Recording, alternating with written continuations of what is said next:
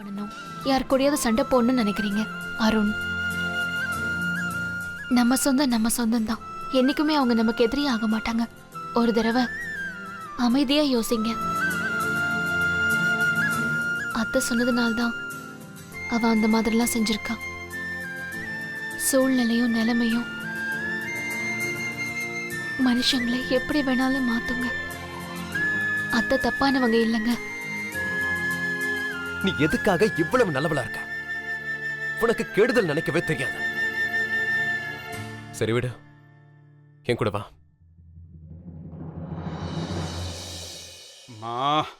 சுமத்தியோட வாழ்க்கையில எப்பாவது ஒரு நல்ல காரியம் நடக்கும் போதுதான் ஏதாவது பிரச்சனை வந்துருது. எனக்கு என்ன தோணுதுன்னா அவ வாழ்க்கையில பெரிய திருஷ்டி ஒண்ணு ஏற்பட்டிருக்க. எனக்கும் அப்படி தப்பா தோணுது. நம்ம என்ன பண்றதுன்னு சொல்லு. அப்பா,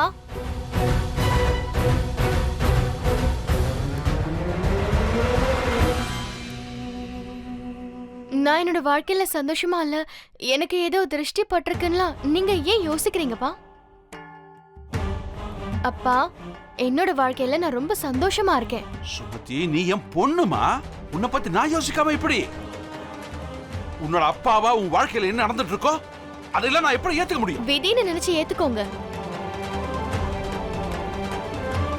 இதுதான் உங்க மகளோட தலையெழுத்து நினைச்சுக்கோங்கப்பா. அப்பா, நடக்கிற எல்லாத்தையும் அப்படி நடக்க விடுங்க. ஃபியூச்சர்ல என்ன நடக்க போகுதுன்னு எனக்கு எதுவும் தெரியாது. ஆனா கண்டிப்பா ஒண்ணு மட்டும் எனக்கு நல்லா தெரியும். எது நடந்தாலும் அது நல்லதுக்கு தான். அதுவும் இல்லாம சீரியஸ்லி நான் ரொம்ப சந்தோஷமா இருக்கேன். நீ ஏன் பொண்ணுமா? எனக்கு கவலை இல்லாம எப்படி இருக்கும்?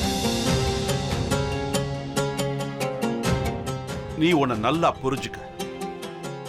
நான் எது செஞ்சாலும் சரி உன்னோட நல்லதுக்காக மட்டும்தான் செய்வேன்.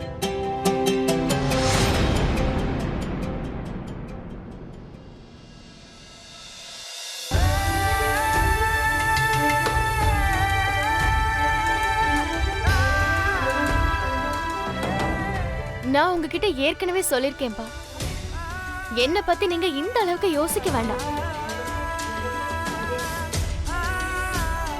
எந்த அளவுக்கு நீங்க என்ன பத்தி யோசிக்கிறீங்களோ அதுல பாதியாவது நீங்க அக்காவை பத்தி யோசிச்சிருந்தீங்கன்னா ஒருவேளை இன்னைக்கு எல்லாமே சரியா நடந்திருக்கலாம், எல்லாமே நல்லா நடந்திருக்கலாம்.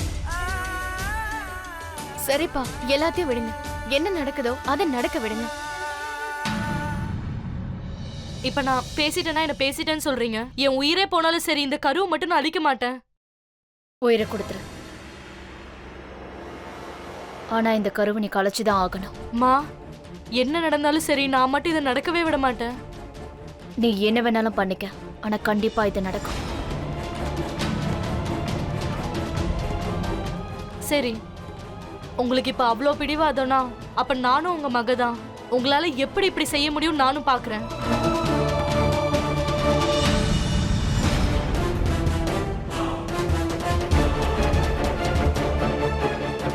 எனக்கு ஒரு விஷயம் புரியவே மாட்டேங்குது.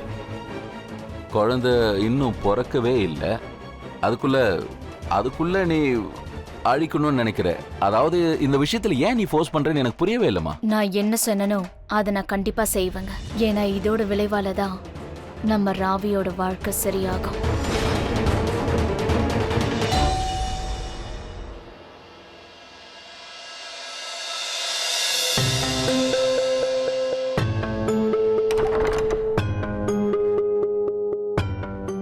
வந்துட்டீங்களா ரெண்டு பேரும்? சரி, உள்ள வாங்க.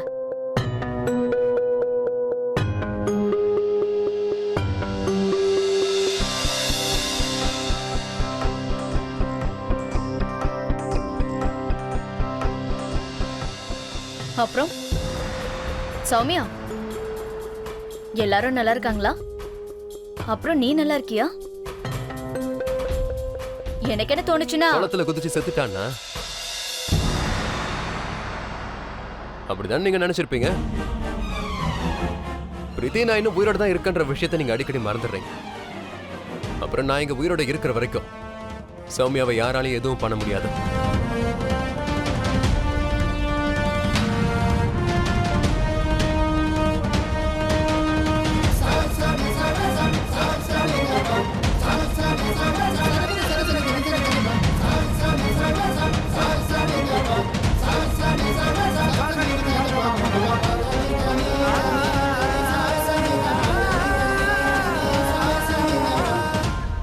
அக்கா நீ போய் எல்லாருக்கும் டீ எடுத்துட்டு வா.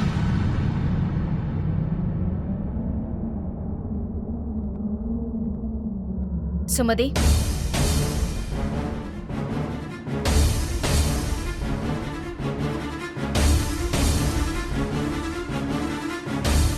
உங்க 2 பேருக்கும் நடுவுல இப்போ எப்படி போய்கிட்டு இருக்கு?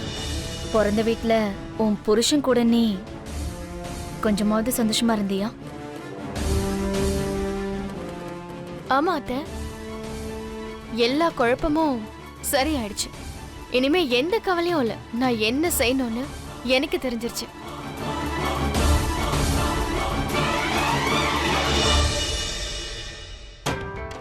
சுமதியோட சிரிப்பு பார்க்கும்போது எனக்கு என்ன தோணுதுன்னா, இந்த தடவை அருணாவை கண்டிப்பா ஜெயிச்சிருக்கான்னு தோணுது.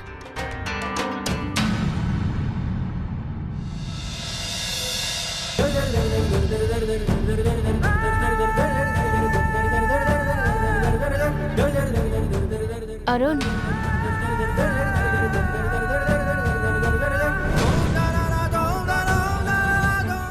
நான் உங்ககிட்ட கொஞ்சம் பேசணும். உன்கிட்ட பேச எனக்கு எதுவும் இல்லை, கிளம்பு. மனைவியா பேசலனாலும் மச்சினிச்சியா உங்ககிட்ட பேசலாம்ல.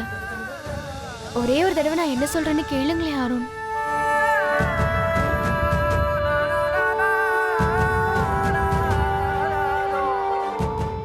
சொல்லு. அருண், நீங்க அக்காவை ஐ மீன் உங்க சௌமியாவை எந்த அளவுக்கு காதலிக்கிறீங்க? அவங்களுக்காக நீங்க என்ன வேணாலும் செய்வீங்கல்ல? ஆமா, அவளுக்காக நான் என்ன வேணாலும் செய்வேன். அதை யார்கிட்ட நிரூபிக்க வேண்டிய அவசியம் எனக்கு இல்ல. எனக்கு நீங்க எதையும் நிரூபிக்க வேண்டாம். எதை செஞ்சாலும் ஜென்யூனா செய்யணும். 2 வேலை இருக்கு, அதை நீங்க செய்வீங்களா? என்ன?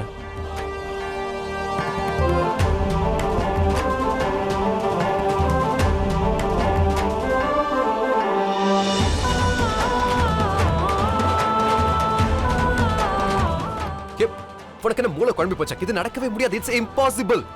இம்பாசிபிள தான் பாசிபிளா மாத்தணும் அருண். விஷயம் எந்த அளவுக்கு மோசமா இருக்குன்னா சரி பண்றது ரொம்ப கஷ்டம். இந்த ஒரே ஒரு வழிதான் இருக்கு. ப்ளீஸ்.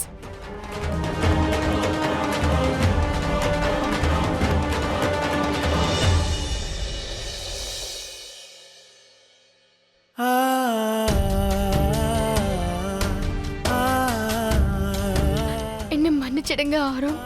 நான் இங்க உங்களுக்கும் அக்காவுக்கும் நடுவுல வந்தது உங்களுக்குள்ள இருக்கிற இடைவெளியை குறைக்கணுங்கிறதுக்காக தான். ஆனா நான் எதிரி ஆயிட்டேன். திடீர்னு தடுமாறிட்டேன். உங்களுக்கும் அக்காவுக்கும் நடுவுல வேற யாரும் வர முடியாதுங்கிறத மறந்துட்டேன். உங்க காதல் ரொம்ப வித்தியாசமானது. நான் மட்டும் இல்ல, உலகத்துல வேற யாராலையும் உங்க காதலுக்கு நடுவுல வர முடியாது, வரவும் கூடாது அருண். ஏன்னா நீங்க 2 பேரும் ஒருத்தருக்காக ஒருத்தர் பிறந்திருக்கீங்க. I'm sorry. ஆனா உன் நிலைமை என்ன ஆகும் சுமதி? அப்புறம் இந்த வீட்டுல இருக்கிறவங்களை பார்த்தல, அவங்க அப்படியே பைத்தியம் ஆயிடுவாங்க. பிரச்சனையை உருவாக்கி எங்களை நிம்மதியா வாழவே விட மாட்டாங்க. ஆனா உங்களோட காதல் உண்மையானது இல்ல.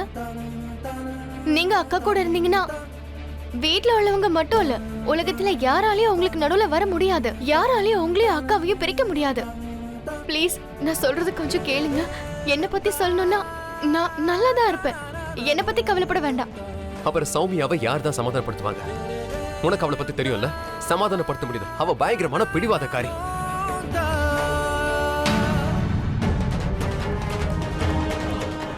அத நீங்க என்கிட்ட விட்டுருங்க அருண்.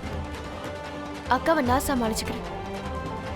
நீங்க எனக்கு ப்ராமிஸ் பண்ணி கொடுங்க, அக்காவை என்னைக்குமே கைவிட மாட்டேன்னு. என் வாழ்க்கையில என்னைக்கு நான் அவளை முதல் முறையா பார்த்தனோ அன்னைக்கே அவளை கைவிட மாட்டேன்ற சத்தியத்தை நான் பண்ணிட்டேன்.